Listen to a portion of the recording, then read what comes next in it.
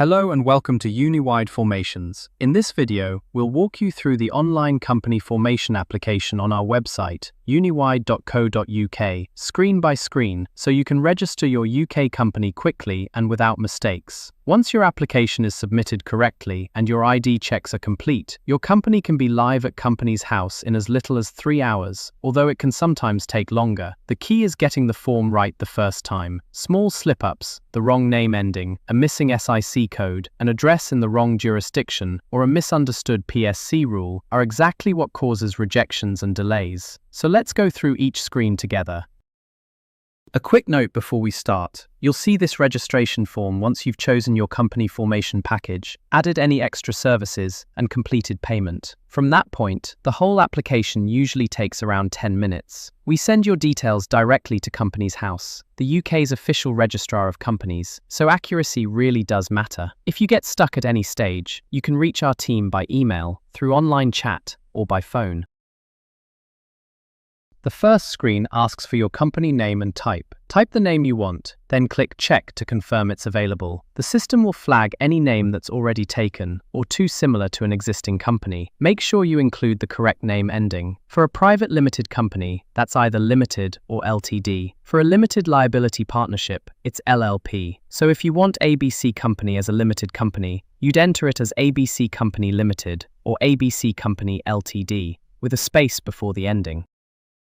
Then you'll pick your SIC codes. SIC stands for Standard Industry Classification, and these codes tell the government what your company actually does: IT, construction, consultancy, retail, and so on. Choose the broad industry from the drop-down list, find a specific activity that best matches your business, and press the green plus icon to add each code to your application. You can add between 1 and 4 SIC codes per company. If you're not entirely sure which code fits, pick the one that's closest. You're not locked in. You can update your SIC codes later when you file your annual confirmation statement. For most small businesses, one well-chosen code is enough.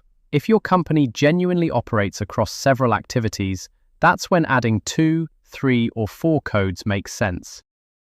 Next, you'll choose your jurisdiction within the United Kingdom. Your options are England and Wales, Wales only, Scotland, or Northern Ireland. This is where your company will legally be registered. Here's the important part. Your registered office address must stay within the jurisdiction you pick. A company registered in Scotland, for example, can never have its registered office in London. So if you plan to use a London address, you must register the company under England and Wales. Once that's sorted, click Save and Continue. The next stage covers your registered email and registered office address. Both are where official correspondence is delivered. Every UK company is required by law to have a registered office, and this address goes on public record at Companies House. It must be a physical postal address in the UK, not just a PO box. If our registered office service is part of your package, you'll see it marked as included. If you'd prefer to use your own address instead, click Choose Address and enter it there. Just bear in mind it'll appear publicly on the Companies House register. If you use our registered office address instead, we'll scan and email you any official correspondence from Companies House and HMRC. In that case, you'll also need to enter your forwarding address. The forwarding address isn't shown publicly. We use it to send on any physical post we receive for you. There's a second, separate service to consider: the business postal address. The registered office covers official government mail only. If you also want to use our address for general business correspondence, letters from banks, suppliers, or customers, you'll need our business address service. This one isn't mandatory. If it's part of your package, you'll see it as included. If not, you can buy it now or simply skip this step. If you do purchase it, you'll again provide a forwarding address for mail redirection. Next comes appointing your company officers. Click the orange person icon to add an individual. The other 2 orange buttons, corporate and other legal entity, are for cases where a company or another type of entity is being added as a shareholder or controlling party.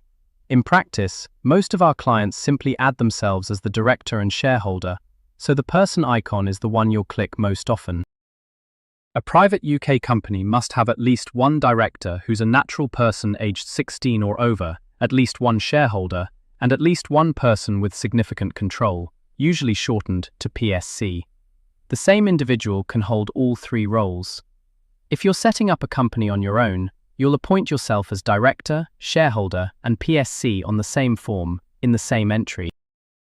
Once you click Add Person, a new screen appears with 4 position options: Director, Shareholder, Secretary, and Person with Significant Control. A common mistake is ticking just one box. You can, and usually should, tick more than one. If the same person is the Director, the Shareholder, and the PSC, tick all 3. A company secretary is no longer a legal requirement, so you can leave that box unticked unless you specifically want to appoint one. And don't forget the consent box. The officer has to consent to being appointed.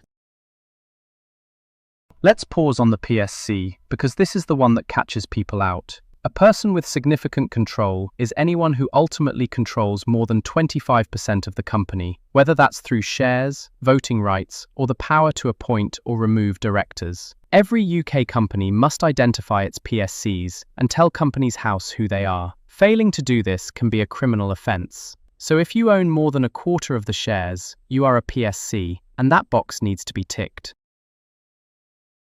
On the next screen, you enter the officer's personal details, including their full residential address. This has to be the actual home address, not a business address. If you enter an office, a shop, or any kind of commercial address here, Companies House will reject the application. Your home address won't appear on the public register unless you also choose to use it as your service address. It can be inside or outside the United Kingdom, which matters if you're a non-resident setting up a UK company.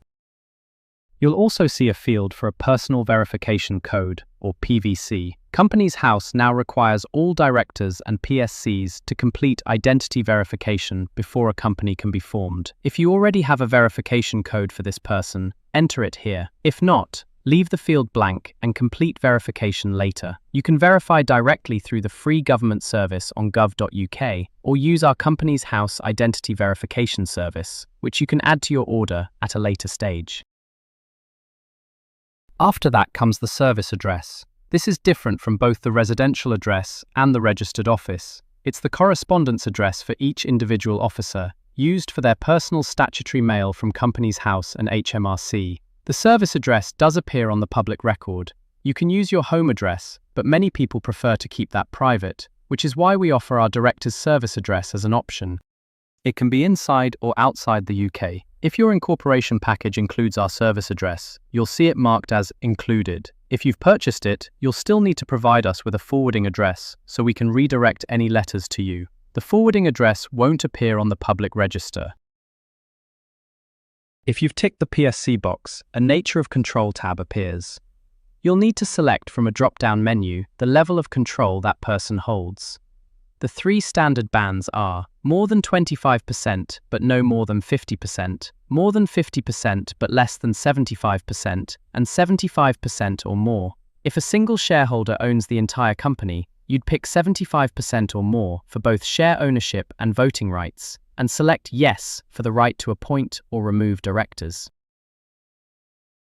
The next tab is Shareholdings. Here you enter the share class, the quantity of shares, and the value per share. You'll also complete a particulars box describing what rights that share class carries and how profits are distributed. The form pre-fills a generic ordinary share class, quantity 1, price £1. For most straightforward single shareholder companies, that default works perfectly well. Once you save, you can add extra share classes if your company structure calls for it, although that's less common for new businesses.